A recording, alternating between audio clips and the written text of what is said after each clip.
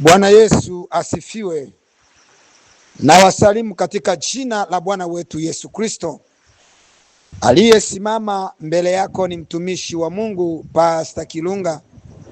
Nina kila sababu ya kumshukuru Mungu kwa kunipa tena fursa hii kusimama mbele ya watakatifu walioko duniani, na nikiendelea kumshukuru Mungu kwa matendo makuu ambayo anayoendelea kututendea.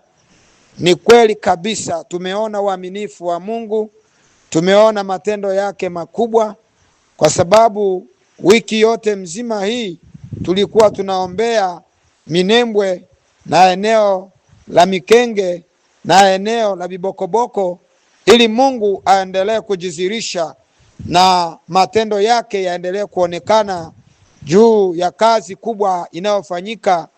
Vijana wetu wazalendo na jeshi letu la FARDC waendelee kufanya kazi kwa uaminifu, na tumeona uaminifu wa Mungu, tumeona kazi kubwa ambayo imefanyika, tumeona matendo makuu ambayo Mungu anaendelea kuyafanya, na mataifa wanaendelea kuona ukuu wa Mungu unavyoendelea kujizirisha.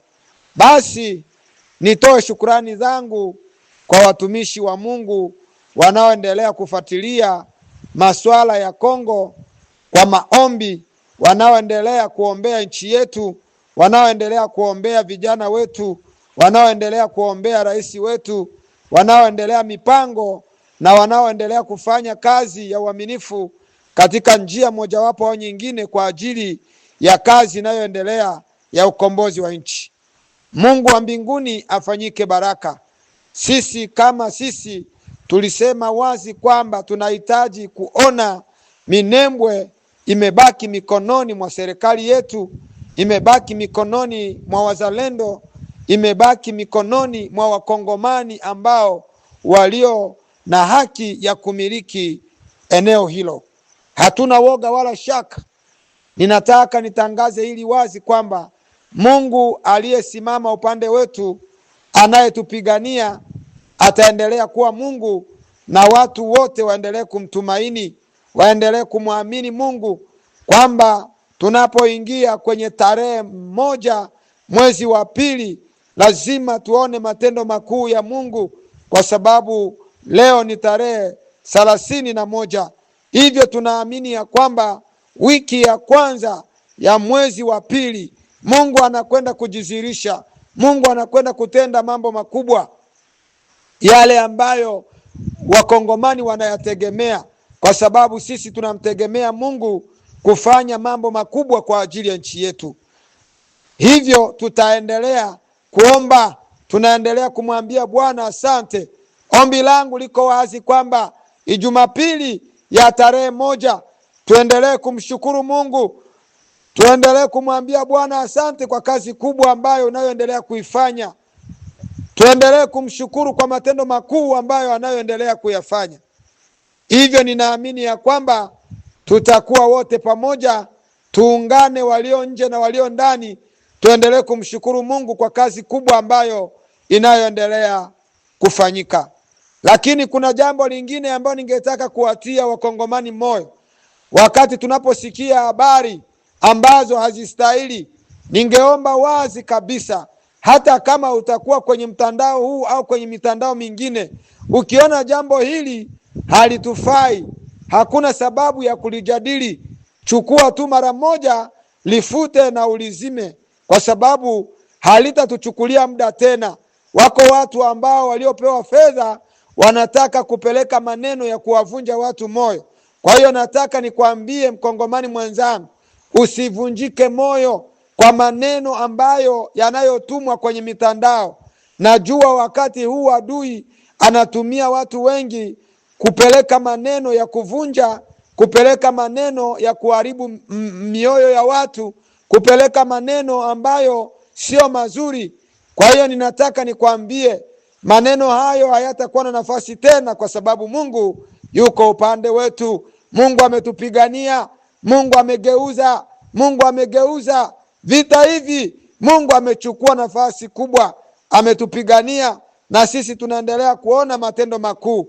Kwa hiyo usiogope, Usiogope mtumishi wa Mungu, usiogope mwanakongo, usiogope mtu yeyote anayeweza kutoa maneno ya kukuvunja moyo. Ukiyasikia usiyaruhusu hata kwenye mtandao wako, kwenye simu yako. Ukiyaona yafute tu, wala usiwe na muda wa kujadili. Maana tulisema wazi kwamba hawatapata nafasi tena ya kutuvuruga kwa maneno yao ya uongo. Mungu yuko upande wetu, anaendelea kutuhimiza, anaendelea kutupigania, yuko pamoja nasi, na sisi tumeamua kutumika na Mungu.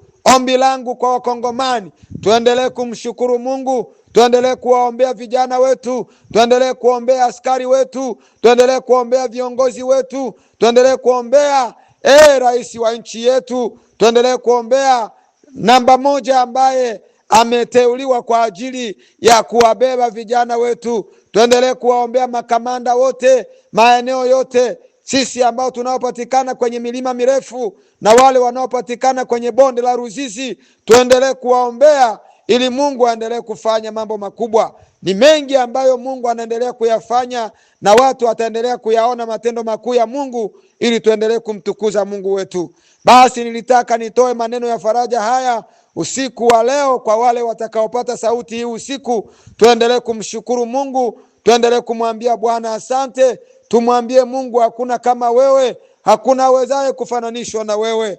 Utabaki kuwa Mungu siku zote, na sisi tutaendelea kukuabudu, tutaendelea kukutumikia, tutaendelea kutangaza ukuu wako na matendo yako makuu. Maana jinsi ulivyo ndivyo ulivyo. Maana wewe ni Mungu, utabaki kuwa Mungu, na sisi tutaendelea kuwa watu wako, tutaendelea kuwa watu ambao wataendelea kulitukuza jina lako na kulisifu jina lako.